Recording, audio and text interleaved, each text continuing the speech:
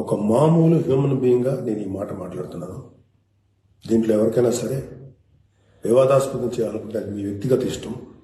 కానీ ఒక విషయం మాత్రం మీతో స్పష్టంగా చెప్పాలనుకుంటుంది ఏంటంటే, ఈ మధ్యకాలంలో ఆడపిల్లల వస్త్రధారణ మీద చాలామంది కామెంట్స్ చేస్తున్నారు. ఓపెన్గా మాట్లాడాలంటే ఈ మధ్యకాలంలో శివాజీ మాట్లాడాడు. Shivaji is not my target. ఒకవేళ ఎవరైనా సరే శివాజీ నా టార్గెట్ అనుకుంటే అది మీ ఇష్టం. కానీ ఒక టైప్ ఆఫ్ మన సమాజంలో ఒక రకమైన రుగ్మత వెళ్తుంది. అదేంటంటే moral policing. It's called moral policing.